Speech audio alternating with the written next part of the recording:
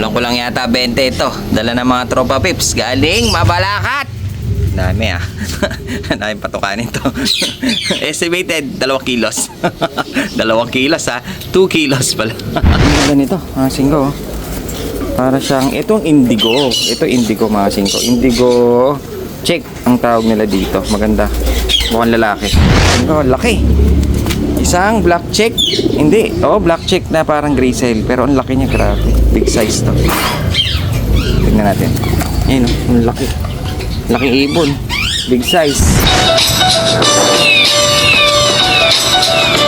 So, ayan mga sigo. Ngayong araw nito, makakatingin-tingin tayo ng napakaraming ibon mga sigo. Dahil meron pumasyal sa ating mga tropa na galing Mabalacat, Pampanga at nagdala sa atin ng 20,000 pieces na ibon. Napakarami nun. Hindi, ano lang pala, 20 pieces lang pala. 20 pieces lang.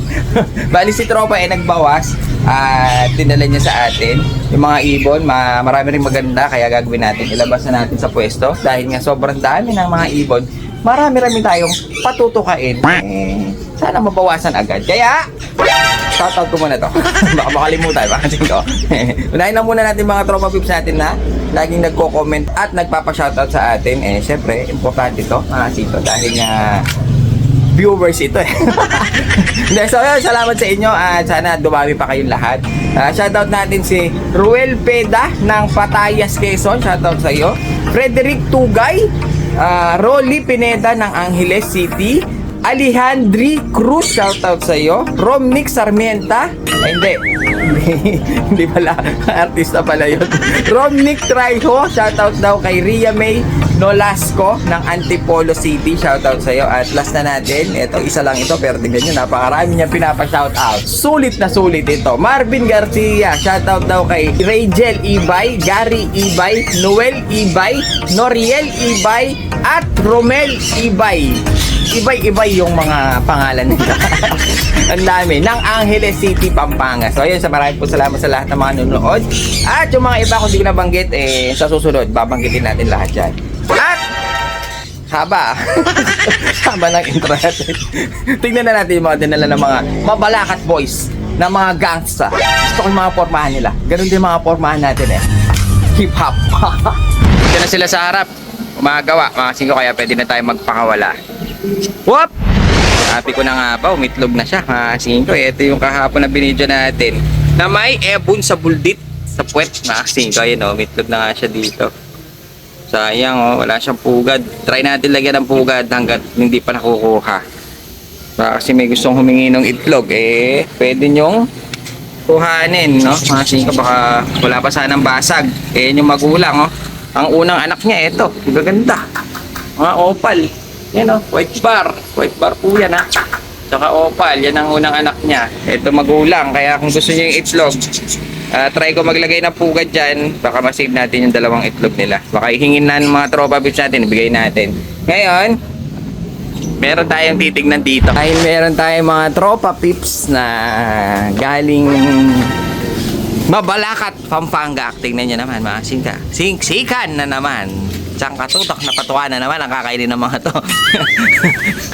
Ayan yung mga dala ng mga Mabalacat boys, tropa sila at parang tropa pips na rin ang ano ko sa kanila. Kapag meron kasi ako namimit dito mga 5, kahit na saglit lang kami nag-uusap parang close na kami, gano'n So ayan, bali ito yung mga dala nila tropa pips at nag-picture taking na rin kami mga 5. Kaya gagawin natin dito, alam ko nasa 20. May nakita ako mga naka-club, meron din ako nakita ng naka-commercial. Ang sabi ni tropa bawas alaga dahil magtatrabaho. May trabaho, di masikaso, kaya dinala niya yung 20 pieces at ito na nga yung mga yun mga 5. Gagawin natin dahil para sila sardinas dyan, lilipat natin sila doon dahil dadalawa lang yung nakakulong doon. Sama na natin para isa-isa na natin silang maipwesto sa pwesto natin para naman maginawaan na sila doon. Kung may mga pair-pair dito, sana mas maganda para magkakatabi mga 5. So yun meron ako nakitang 1, 2, 3 lang, 4 na off color mga 5. Kaya kailangan na nating ilabas to mga to dahil nga para mabawasan ang pakakainin. So ayan, gawin natin dito, ilipat natin lahat doon. Yan mga 5, Napakaganda ng araw talaga dahil nga dumating na ang ating hinihintay mula sa ating best friend, Boss Noy. Ito, ang may-ari ng CTPR. At nagdala siya sa atin ng 2 young bird, mga singko. At ito, ilalagay natin. Siyempre, VIP to. Dito pwedeng madapuan ng lamok, mga singko. Hindi natin papadapuan sa lamok ito. Dahil young bird ito, madaling magkabuluto. Kasi pag nakakagat ng lamok. Bali, ito tatabi muna natin dito. Dahil etong dinala ni Boss Noy, ito yung mga makakakuha na kasali sa raffle niya na kumuha ng mga 10 pieces leg band ng CTPR South natin, mga tingko. Ibig sabihin, 10 pieces, super set. Kanina tumawag sa akin si Boss Noy. Kahit 5 lang daw ang makuha, kasama na rin sa raffle. Diba? Napakabait na Boss Noy, mga tingko. At hindi lang yan, dahil yung makukuha ng first prize, etong ibon na to, na napakaganda ng bloodline, mga singko. 2 young bird ang makukuha ng first na mabubunot natin sa raffle. Ang pangalawa naman, mga singko, makakakuha ng 15 kilos na patuka ng kalapati. Ang pangatlo, mga singko, makakakuha ng 10 kilos ng kalapatids na patuka, mga singko. Ganun tayo ka... Hindi pala ako, mga singko. Hindi pala ako. Ganun kabait si Boss Noy, mga singko. Medyo inaalagaan din niya yung mga player niya. Kaya yung lahat ng mga CTPR member dyan, lahat ng naglalaro ng City, dire-diretso lang. Napakaganda ng mga palaro natin dyan. Dahil nga kay Boss Noy, magbibigay pa siya ng parapol natin. At sa Sabado na or sa Linggo natin to irarapol, mga singko. Hindi muna natin to i-reveal. Bumili na kayo ng sing-sing. Parang awa nyo na. So yeah, mga singko, bali, eto kasama natin to sa raffle. Ngayon, yung patuka, nandito lang naman sa feeds natin. 15 kilos and 10 kilos sa second and third. Ito ang sa unang mabubunot. 2 young bird mula kay Boss Noy. Napakaganda ng bloodline. Sasabihin natin yung bloodline nito bukas, mga singko. At ipapakita ko sa inyo kung anong itsura. Pwede nyo lang ilaro ito dahil naka-sing-sing na ito ng pang-south. Pwede nyo gawing flyer na, pwede nyo nang gawing pang-stock. Kung gusto nyo ilaro ng young bird, pwede na rin. Kaya, ano pang hinihintay nyo, mga singko? Kumuha na kayo ng sing-sing para makasali kayo sa raffle natin ng CTPR raffle, mga singko. So yun, abangan nyo, mga singko, sa Sabado. Iraraffle na natin to. At bukas, papakita natin yung ibon at sasabihin natin yung bloodline. Ang ganda niya. Ang ganda. Pwede pang keep, mga singko. Special Boss Noy. Baka naman. Hinihingal lang sila at kailangan natin silang ilipat. Natapat na pa tayo ngayon sa haring araw. Tutok na tutok sa atin. So, ayan. Lipat na natin yung iba. Dahan-dahan lang. Oh, baka may makawala. May mga commercial. Isa... Ito nga, singko, naka-MTRPC. Tignan na muna natin ng ganyan. Yan, naka-MTRPC. Mukhang babae. Magandang hen ito, malaki. Mukhang hen. Ito rin, mukhang hen din ito. Mukhang uhaw na sila dahil medyo nabababad sila dito sa araw Tignan natin iba. Ito, meron tayong itim, black. Mukhang babae rin. Ayos, mukhang puro babae. Wop, ang ganda nito, mga singko. Para siyang, itong indigo. Ito indigo, mga singko. Indigo... Check ang tawag nila dito. Maganda. Mukhang lalaki. Indigo. Kaso mukhang commercial lang. Mukhang uhaw sila. Napagod siguro sa biyahe dahil malayo mabalakat sila, mga singko. Ngayon, ito meron tayong isang ganda rin na ito. Lubar. Mukhang babae rin Mukhang puro hen ang mga dala ni Tropa Pips natin. Lipat na natin yung iba at medyo hinihingal-hingal na. Ito medyo nakabagwis pa itong isang to. Mukhang hen din. Mukhang sineswerte tayo ngayon. Mukhang puro babae yung pinagdadala ni Tropa. Meron pa lang ako nakitang isa. Ayun, yung itim. Saka yung kanyang, ang tawag yan, babae rin yung itim Yung ating yun, magandang kulay, opal. Kakyan. Saan pa ba? Ito. Mukhang lalaki ito. So tingin nyo. Lalaki o babae? Tingnan natin mamaya. Black check din. Importante, mailipat na natin sila. Mga singko, mainit dito sa pwesto nila. Ito commercial lang. Mga black check. Babae rin ito. Babae rin yan. Matik. Ito ang babae rin. Mga singko. Mukhang hen din. Blue check. Ang babae, kaso mukhang gutom sila, mamaya pakainin natin. Ito, meron tayong isang pula. Ito yung off color na nakita natin. Mukhang lalaki ito. Ayan o. Pula. Lalaki. Oh, magaganda naman yung katawan eh. Ayan o. Mga itong sumasalis itong ating red bar. Baka pumuslit. Isang blue bar, mga lalaki, malaki. Tapos, ito, of color. So, bagwis yung isang pakpak. Pero maganda kulay. 2 check. 5. Sana, babae rin ito. Maganda pa naman ang kulay. Oh, sumasalis itong isa. Ngayon, konti na lang sila. Ito, hen na naman ito.